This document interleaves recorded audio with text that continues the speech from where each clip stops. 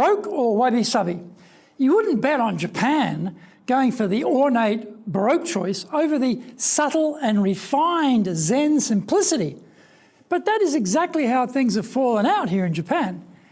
In this, we shouldn't follow Japan down these dead ends and dark, damp alleys of visual usage when we are presenting. Let's all congregate on the sunny uplands and do it properly, like the true professionals we are.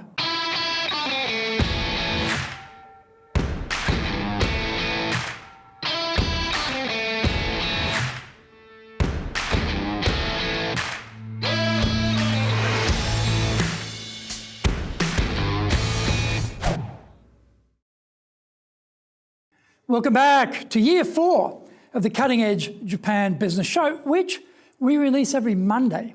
I'm your host, Dr. Ricky Story, your corporate coaching and training guy, president of Dale Carnegie Training Japan and best-selling author of Japan Sales Mastery and Japan Business Mastery. We are bringing the show to you from our High Performance Center in Akasaka in Minato-ku, the business center of Tokyo. Why the cutting edge? We are looking at giving you a big edge in business in Japan. Let's all be at the forefront, at the cutting edge of how to flourish here in this market. This is episode number 167, Minimalist Presenting. それでは行きましょう. So let's get going. Zen study is a way to strip out all the non-essentials in life. The noise, the distractions, the things that are not so important. People sit around concentrating on their breath cycle or on one word or any number of methods to quiet the mind. They are seeking to get more clarity about themselves and what are their real priorities. As presenters, this is a good metaphor for when we are in front of people speaking. You would think with all those thousands of years of Zen in Japan, in art, in design, in temples, gardens, in history, etc., that the Japanese people would be legends of simplicity and clarity when presenting. Not true. Presenting as an idea only came to Japan about 160 years ago. Fukuzawa Yukichi, who founded Keio University and who graces the 10,000 yen banknote, launched public speaking in Japan in the Meiji period. There is still an enzetsukan, or speech hall, preserved on the grounds of Keio University, where presumably the first public speeches were given. Western society plumbs the wisdom of ancient Greece and Rome, parliaments allowing debate, and Hollywood for models on speech giving. Japan has no traditional homegrown role model. If the authorities needed you to know anything in old Japan, a notice board would have been written there for you to understand. No shogunal oratory from the castle walls to the assembled masses. No Mel Gibson Braveheart-style speeches before vanquishing the foe in battle. Japan bypassed all of that until Fukuzawa Yukichi decided this was another area of modernization that needed implementation in Japan, like wearing ties, boots, hats, and petticoats. Of course, there were no slide decks in those days, but Japan certainly was an early adopter of the technology for giving presentations. The overhead projector, the slide projector, the modern lightweight projector, large screen monitors, electronic pointers, etc. Any venue you go into in Japan will be bristling with cool tech gear. Interestingly, the content on the speaker's screen will be bristling. There will be 10 graphs on one page, lurid diagrams employing 6 or more vivid colours, numerous lines of text so small you could use an optometrist eyesight test chart. Where has the Zen gone? To be an effective presenter, we don't need any tech or screens or props or gizmos. We can just speak to the audience, enjoy being the full focus of their attention.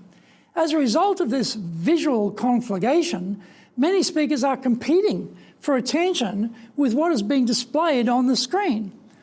Company representatives love to play the video of their firm or product or service. They can be quite slick, the joy of the marketing department. They are the pit into which a big chunk of money was thrown to the production company, directors, designers, film and sound crew, talents, and innumerable others who all got a slice of the pie. Find out more when we come back from the break. If you want to become a fully competent and confident presenter, then do the High Impact Presentations course. We are all being judged when we speak, be it in the internal team meeting or in a public environment, be it the big bosses, clients, or an industry audience. Everyone is evaluating us. Don't blow it. Get the best training on the planet. Do the High Impact Presentations course now in either Japanese or English. Are you doing business with Japan? Do you really know how things work? Japan Business Mastery provides the answers. Do you have the right networks and know how to create them? Do you know how to get on the same wavelength with Japanese buyers? Do you know what being trustworthy looks like from the Japanese perspective? Japan Business Mastery is based on more than 30 years' experience in Japan and will become your go-to guide. Want to succeed in Japan? Buy Japan Business Mastery now. Welcome back. The question to ask though is, does this video actually assist the speaker to make the key point under consideration? Often they are just like eye candy, but are not on the point of the main argument. Unless it strongly reinforces your message, dump it.